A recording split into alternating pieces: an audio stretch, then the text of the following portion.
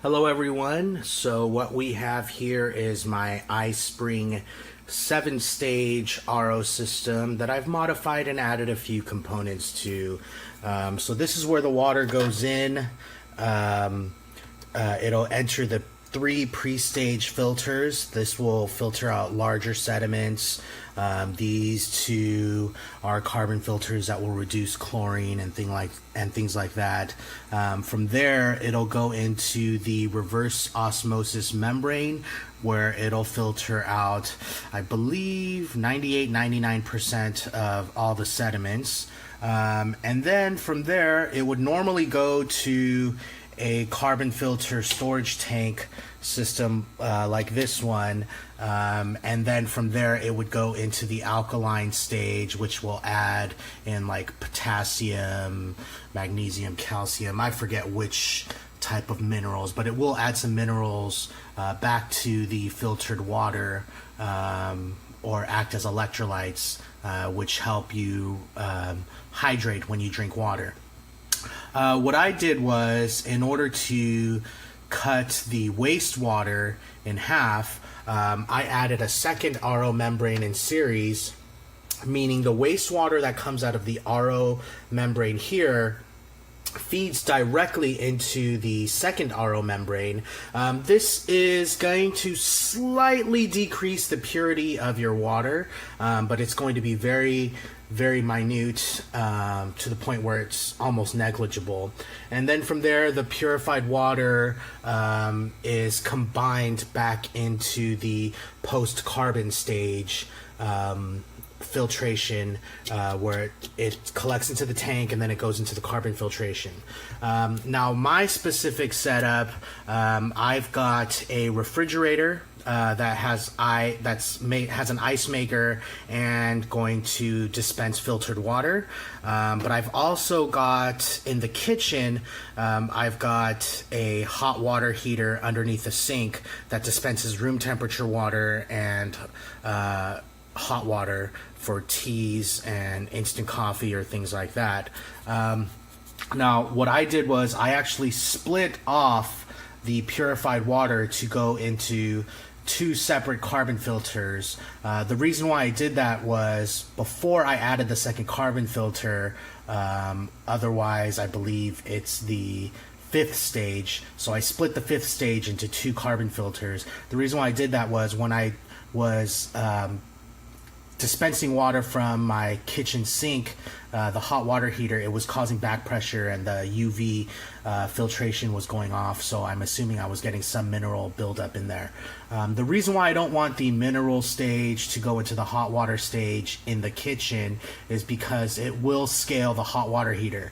These solids that the system is adding back into the purified water won't evaporate when you boil water, so that eventually leads to scale buildup, which we don't want. That could actually ruin your hot water heater. So I don't need to run a filter on the hot water heater because all the filtration is done here, and those filters are expensive. And this company, iSpring, or I believe their website is 123filter.com.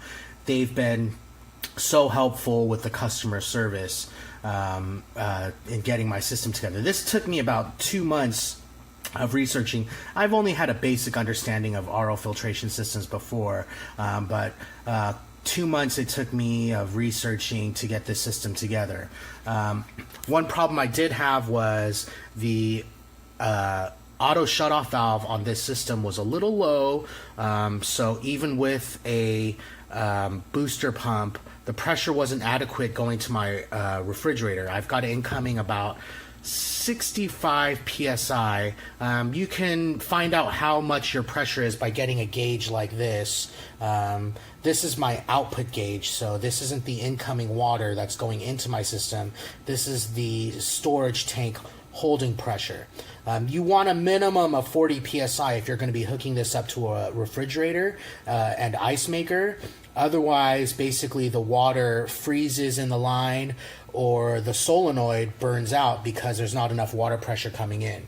So I've been making water for about 2 weeks now, holding this pressure, and that's helped with the 90% shutoff valve that I've installed in the back of the unit, as well as the permeate pump that I've mounted to the front of the unit. What this does is this basically uses the pressure of the wastewater to increase the pressure of the water going into the reverse osmosis membrane. So no electricity. It does make a clicking noise, so you know, you don't want this in like a home theater or something like that, because it is going to make some noise. But other than that, it's been performing flawlessly. I've got great holding pressure going to my refrigerator. It's making ice.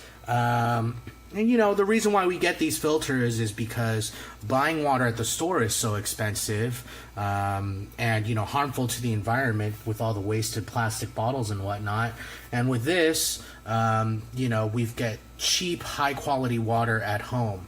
One tip I have to I'm missing some of the clips. I better put those in later. One thing I will recommend when you're putting your system together is, number one, make sure you have all the parts. They've got all the parts listed in their instruction manual, so go through the entire instruction manual, make sure you have all the parts, and if anything is broken, they do provide spares. But if you don't have an adequate number of spares, do not hesitate calling iSpring or emailing them and letting them know, and their customer service is phenomenal. They will ship you out any spare parts that you might need.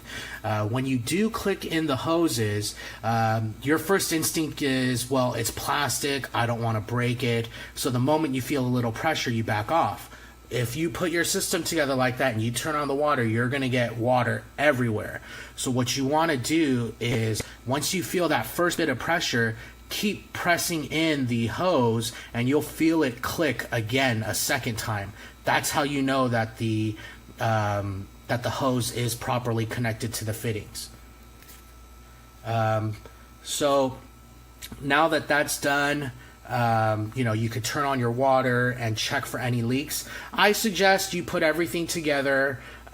Don't hook it up under your sink until you've got everything hooked up and you're positive that there are no leaks in your system.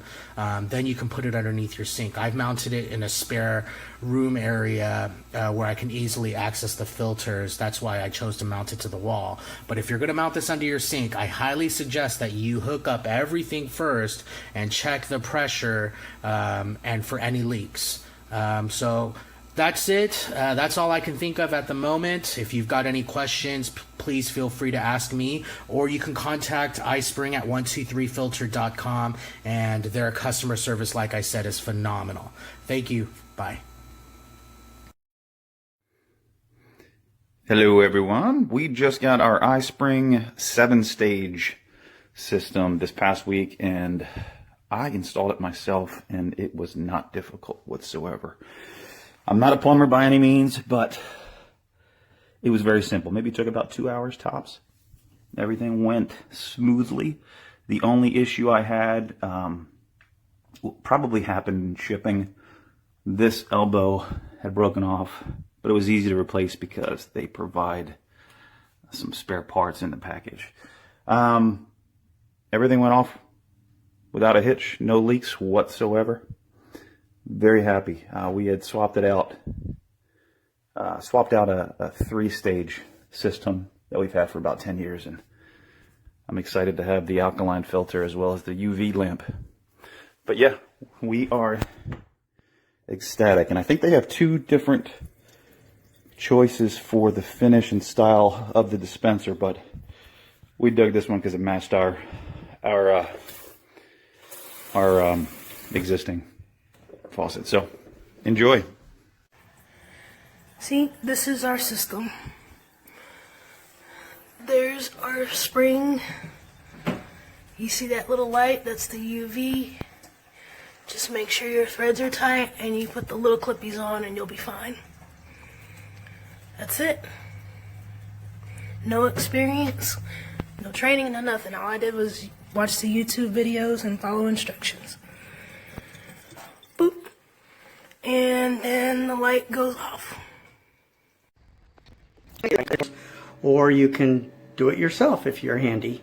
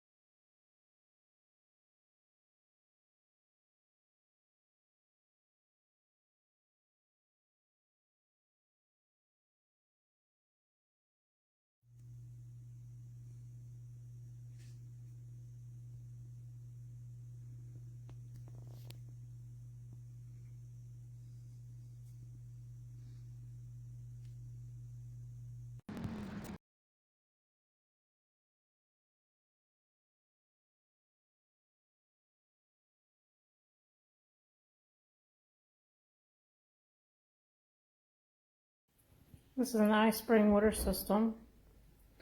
I like the faucet.